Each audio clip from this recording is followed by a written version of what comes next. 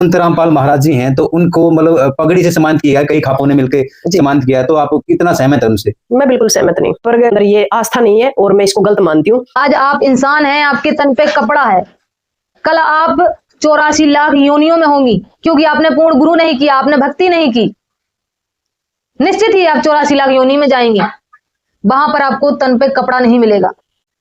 और इन्होंने आगे कहा है कि बिंदी लगाने से, ये यहाँ पर एक पॉइंट होता है, उस पॉइंट पर बिंदी लगाने से गुस्सा कंट्रोल रहती है। तो भाई फिर आदमियों को भी बिंदी लगवाओ ना, सब लोग बड़े बड़े टिकला सब आदमियों को लगवाओ, क्योंकि औरत को नहीं खाली गुस्सा आती है, आदमी को भी गुस्सा आती है, सबको बिंदी लगवाओ। फिर तो सिक्किम मानती है तो सिर्फ अपने माँ बाप को, मात पिता मिल जाएंगे लख 84 में, सतगुरु सेवा बंदगी की ना, अपनी धरती माता को, अपने खेड़ा खाप को, अपने एग्रीकल्चर को, और मेरे लिए मेरे खेती भगवान है, खेड़ा पर इंतवार को चले जाते हैं, वो तो हमारे पितर देवता हो गए। बस इतने की है। भाई एक फर्जी किसान नेत्री है जिनका नाम डॉक्टर सिक्किम करके है। काम करो, हम मंच तो छोड़ो, तो हम कोर्ट में मेरे पे केस कर दो, जरा इतने केस हो रहे, एक और हो गया, हम कोर्ट में जाएगा तो हम भगवान साबित कर दियो, मैं कह दूंगी भगवान को नहीं, आप काम चल जाएगा। बड़ी बात है, बड़ा चैलेंज है। नहीं, सीधी चाहती हूँ कि ये कोर्ट में मेरे पे केस कराएं भाई, या कोर्ट तय करे भगवान। हाँ, भगवान तय करे। इन्होंने संत रामपाल जी महाराज के भक्तों को चैलेंज दिया है कि आप मेरे ऊपर कोर्ट में केस कर दो कि संत रामपाल जी महाराज भगवान है। मैं संत रामपाल जी महाराज को भगवान साबित नहीं होने दूंगी, और आप लोग संत रामपाल जी महाराज को कोर्ट में भगवान साबित करके दिखा दो। भाइयों, ये चैलेंज दिया है डॉक्टर सिक्किम किसान नेत्री ने। तो सबसे पहले तो किसान नेत्री जी, हम आपको बता दें, ऐसी दुनिया की कोई कोर्ट नहीं बनी जो ये साबित कर पाए कि संत रामपाल जी महाराज भगवान नहीं है, क्योंकि आज जो काम संत रामपाल जी महाराज कर रहे हैं वो कोई साधारण व्यक्ति या साधारण संत नहीं कर सकता, एक भगवान ही कर सकता है। और अगर बहन जी यहाँ पर भी आपको हमारी बात झूठ लग रही हो, ढकोसलेबाजी लग रही हो, तो आप हमारे पवित्र सनातन धर्म के शास्त्रों को देख सकते हैं और उन संतों की वाणियों को देख सकते हैं जिनसे ये साफ साफ सिद्ध होता है कि संत रामपाल जी महाराज भगवान है, पूर्ण परमेश्वर कबीर के अवतार हैं, जिसमें कबीर साहब स्वयं 627 वर्ष लगभग पहले ये भविष्यवाणी करके गए थे कि 12वें पंथ हम ही चलावे और सब पंथ मिठा के एक पंथ चलावे, कि 12वें पंथ में कबीर परमेश्वर स्वयं आएंगे। ये भविष्यवाणी कबीर परमेश्वर ने की थी। और 12वां पंथ था आदरणीय गरीबदास जी महाराज का, जिसमें जगत गुरु तत्वदर्शी संत रामपाल जी महाराज आए हुए हैं और 13वें पंथ की शुरुआत कर रहे हैं। तो इस वाणी से ये सिद्ध होता है कि संत रामपाल जी महाराज पूर्ण परमेश्वर कबीर के अवतार हैं। और डॉक्टर सिक्किम जी, अगर आप पवित्र सनातन हिंदू धर्म से हैं तो आप ये भलीभांति जानती होंगी कि भगवान तो दूर की बात है, गुरु को तो भगवान से भी ऊंचा दर्जा दिया जाता है हमारे पवित्र सनातन धर्म के अंदर। जैसे कि परमेश्वर की वाणी भी है, कबीर हरि के रूठते गुरु के शरण में जाए, कहें कबीर गुरु रूठ गए तो फिर हर नहीं होते सहाय।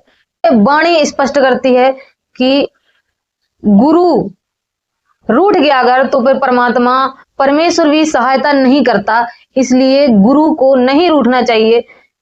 गुरु परमेश्वर से बड़ा होता है, क्योंकि गुरु ही वो बिचवानी होता है जो परमेश्वर से मिलाता है, कि गुरु स्वयं परमेश्वर ही होता है।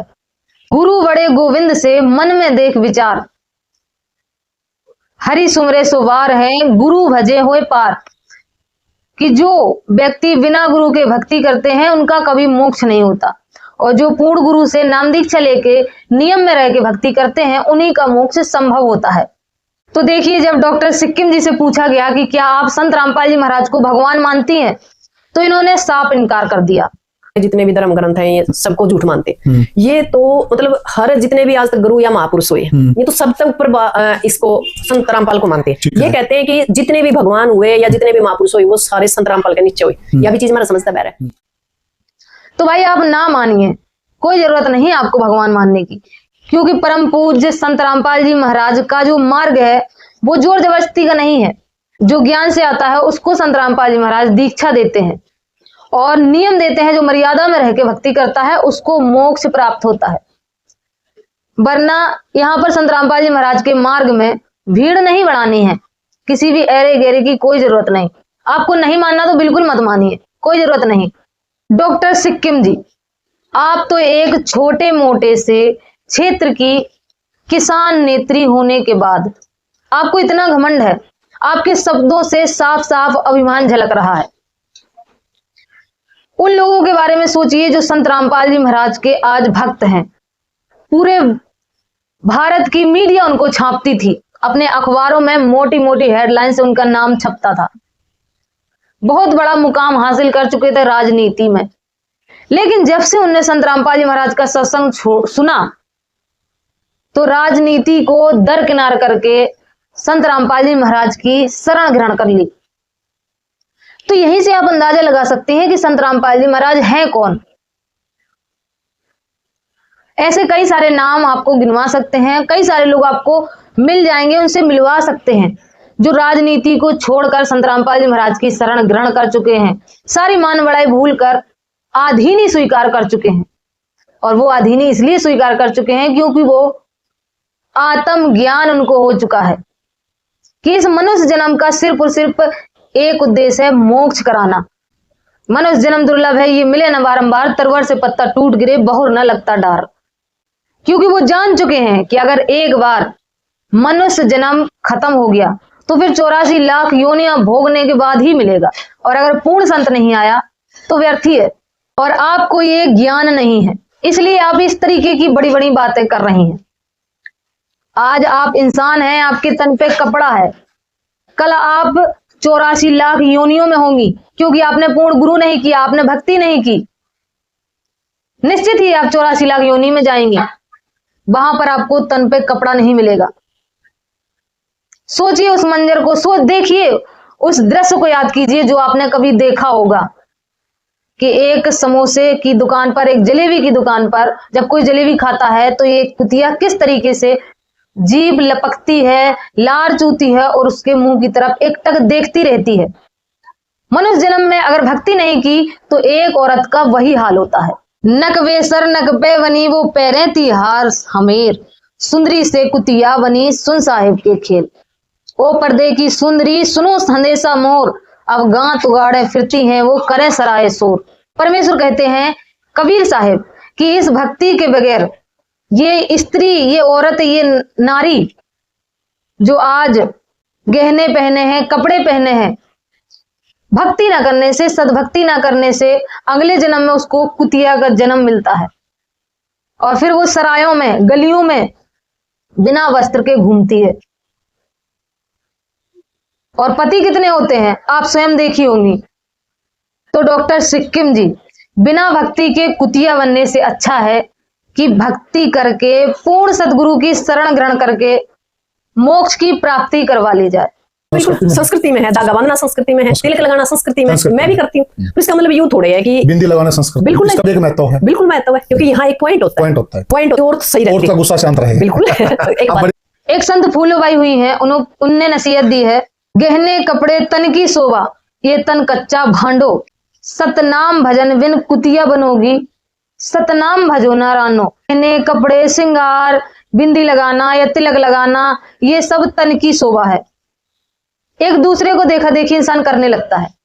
परमात्मा ने इस शरीर को बनाने में कोई कसर नहीं छोड़ी। ये तन कच्चा भांडो, ये शरीर, ये तन मिट्टी का बना हुआ है। सतनाम भजन बिन कुतिया बनोगी, अगर इस मनुष्य जन्म में सतनाम की भक्ति नहीं की पूर्ण सतगुरु से लेके, तो कुतिया बनोगी। ऐसा हम नहीं कह रहे हैं, संत फूलोबाई जी की नसीहत है। और जो संत होते हैं उनकी वाणी सत्य होती है।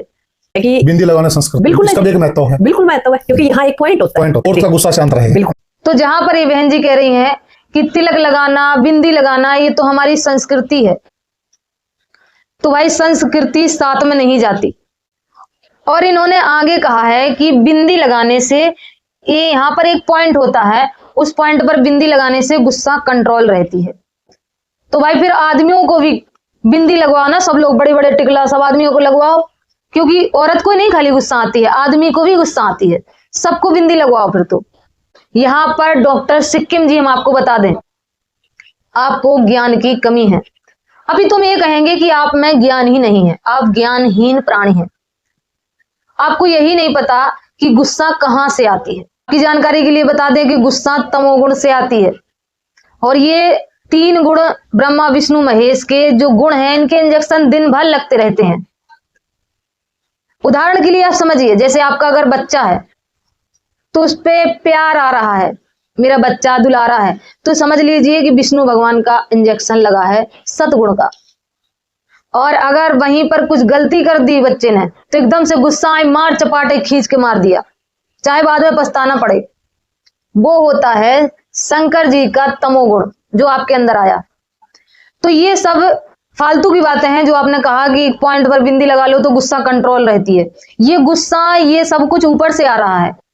ये शरीर कठपुतली की तरीके है, ये शक्तियां मिलके इसको नचा रही हैं। इस शरीर की को कंट्रोल अगर कोई कर सकता है तो वो है जगत गुरु तत्वदर्शी संत रामपाल जी महाराज, जिनके दिए हुए प्रमाणित मंत्रों से सब कुछ कंट्रोल हो जाता है। सिक्किम मानती है तो सिर्फ अपने माँ बाप को, अपनी धरती माता को, अपने खेड़ा खाप को, अपने एग्रीकल्चर को, और मेरे लिए मेरे खेती भगवान है। बुजुर्ग हमारे बुजुर्गों को मानते हैं, जो हमारे बड़े बुजुर्ग हैं, जिनको हम अमावस्या को दीवा लगाते हैं, खेड़ा पर इतवार को चले जाते हैं, वो तो हमारे पितृ देवता हो गए। बस इतने की है। और ये है कि जब सिक्किम जी से पूछा गया कि आपका इष्ट कौन है, आप किसको भगवान मानती हैं, तो बेचारी बरगला गई, क्योंकि इनको पता ही नहीं कि ये किसको भगवान मानती है। जहां जाती है, जो मड़ी दिखती है, जो दिखता है, हाथ जोड़ लेती है। तुलसी का पेड़ दिख गया, हाथ जोड़ लिया, कहीं पे कोई मड़ी दिख गई, हाथ जोड़ लिया। इनने मैंने बताया कि मेरे जो परिवार में जो हमारे बुजुर्ग थे जो मर चुके हैं, उनकी मड़ी पे जाके हम वो पूजा वूजा करे आते हैं अमास पूर्णिमा के दिन। तो भाइयों, जो पूर्वज होते हैं, जो मर चुके हैं, जो प्रेत योनि में पड़े हैं, उनको हम प्रेत और पितर कहते हैं। तो ये पितरों की पूजा करती हैं। श्रीमद् भागवत गीता के अनुसार, गीता अध्याय 9 श्लोक नंबर 25 के अंदर गीता ज्ञानदाता ने स्पष्ट कहा है कि जो व्यक्ति देवी देवताओं की पूजा करता है वो देवी देवताओं को प्राप्त होता है। जो व्यक्ति भूत प्रेत की पूजा करता है वो भूत प्रेत को प्राप्त होता है। जो व्यक्ति पितरों की पूजा करता है, अर्थात अपने खानदान में जो भी मर चुके हैं, दादा दादा परदादा परदादा, उनकी पूजा करता है, वो उन्हीं को प्राप्त होता है। तो आप तो सिद्ध ही है कि आप भूत बनने वाले हैं और पितर बनने वाले हैं, अगर आपने ये भक्ति छोड़कर जगत गुरु तत्वदर्शी संत रामपाल जी महाराज की शरण ग्रहण करके प्रमाणित मंत्रों का जाप नहीं किया। तो भाई डॉक्टर सिक्किम जी से सिर्फ हम इतना ही कहना चाहेंगे कि बहन जी, मनुष्य जन्म बहुत ही दुर्लभ है, ये बार बार नहीं मिलता। इसमें आपको समझना चाहिए, अपने शास्त्रों को उठाना चाहिए और जगत गुरु तत्वदर्शी संत रामपाल जी महाराज के सत्संगों से मिलान कर लेना चाहिए। आप जहां पर अटकी हैं ब्रह्मा विष्णु महेश के अंदर, ये सब के सब नाश में आते हैं। जैसे कि आपने कहा कि संत रामपाल जी महाराज भी माता पिता के गर्भ से उनका जन्म हुआ, तो संत रामपाल जी महाराज लीला रूप में हैं, वो आप तब समझ पाएंगे जब आपको पूरा ज्ञान हो जाएगा। कोई जोर जबरदस्ती नहीं है, आपको भी सिर्फ इतना चाहिए कि रोज आप संत रामपाल जी महाराज का टाइम निकालकर 1 घंटा सत्संग सुनिए और अपने पवित्र सनातन धर्म के जो शास्त्र हैं उनसे मिलान कीजिए, बुद्धि आपको भी आ जाएगी। मिलेंगे नेक्स्ट वीडियो में, तब तक के लिए सत साहिब।